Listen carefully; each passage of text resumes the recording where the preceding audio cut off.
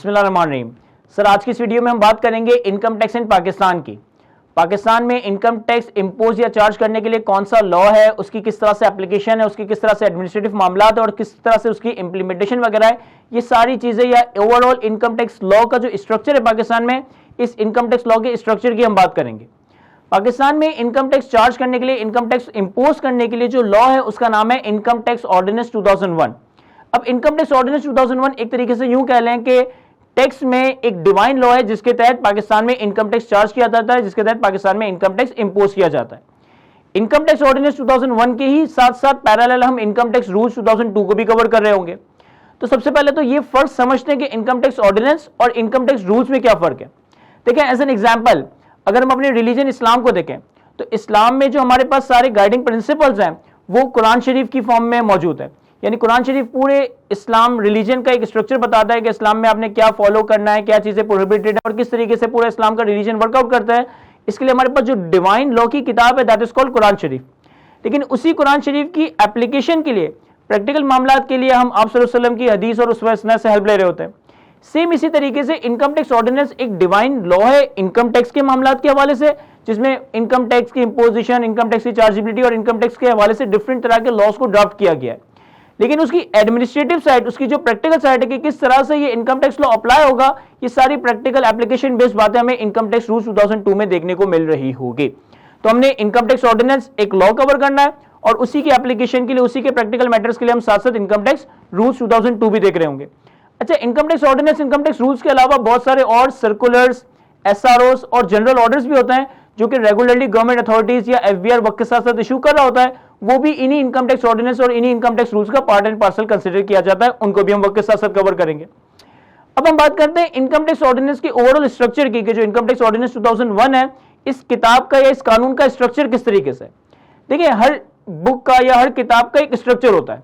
For example कि अगर आप कोई स्टोरी बुक देखते हो तो जनरल स्टोरी बुक में हमारे पास सीजन वाइज चीजें आ रही होती है।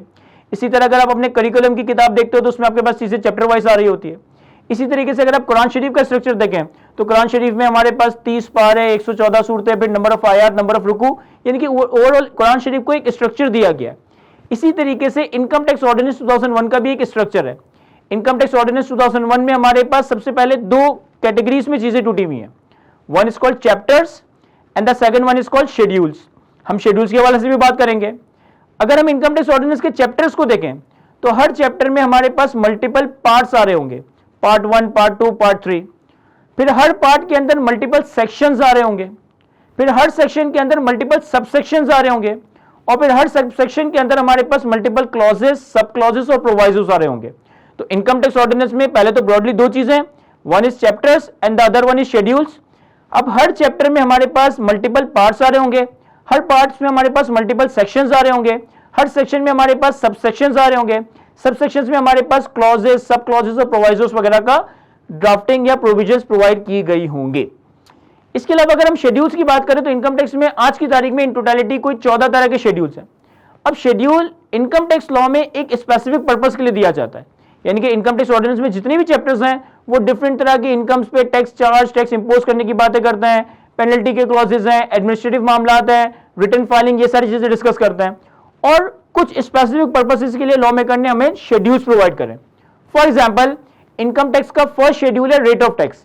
इनकम टैक्स का फर्स्ट शेड्यूल है रेट ऑफ टैक्स, यानी कि पाकिस्तान में इनकम टैक्स ऑर्डिनेंस के तहत जितनी भी तरह की इनकम के ऊपर टैक्स लगाया जाएगा ना, जितनी भी तरह की इनकम के ऊपर टैक्स चार्ज किया जाएगा ना, उसका जो टैक्स रेट है वो हमें इनकम टैक्स ऑर्डिनेंस के फर्स्ट शेड्यूल में नजर आ रहा होगा।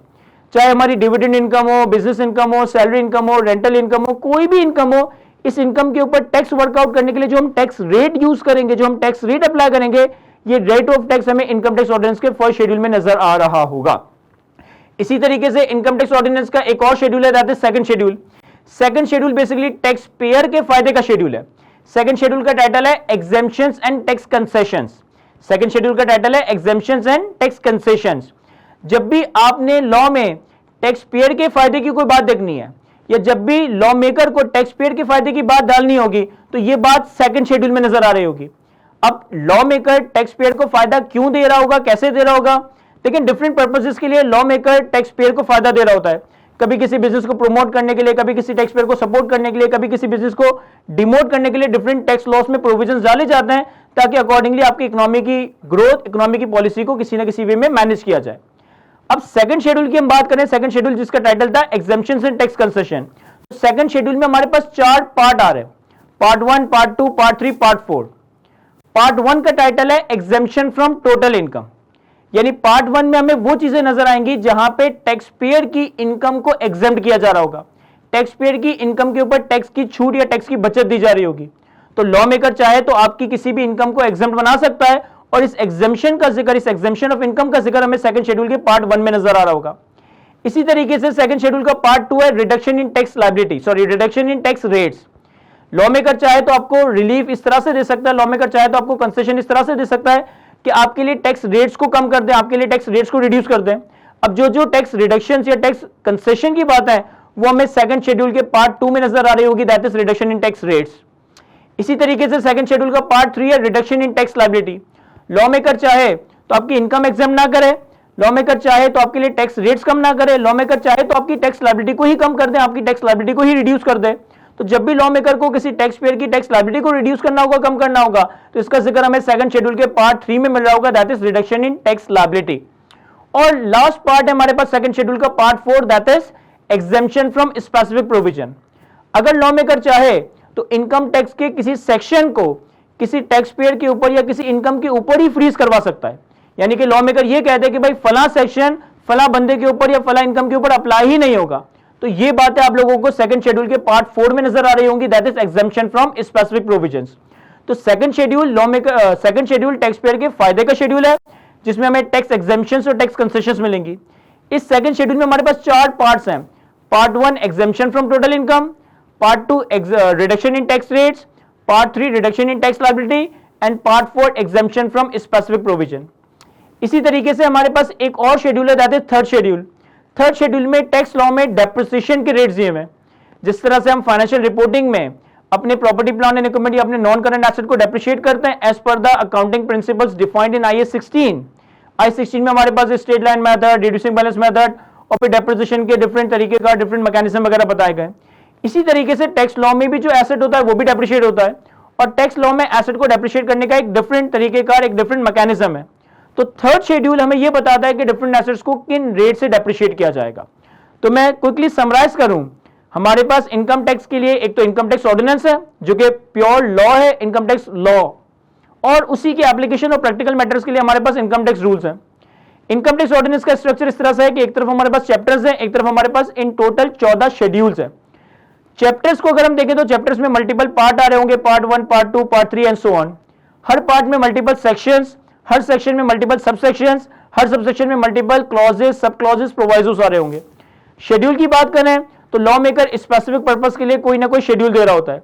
For example first schedule rate of tax का है, for example second schedule exemption और टैक्स कंसेशन का है, for example third schedule rate of depreciation का है। इसी की तरह से हमारे पास इन टोटलिटी में 14 तरह के शेड्यूल्स दिए हुए हैं जो कि किसी ना किसी पर्पस को मीट कर रहे होते हैं। तो आई होप इस वीडियो में मैं ओवरऑल इनकम टैक्स ऑर्डिनेंस का स्ट्रक्चर आपके साथ अच्छे से डिस्कस कर सका हूं। आज की इस वीडियो को यहीं तक रखते हैं। Thank you, Allah Hafiz.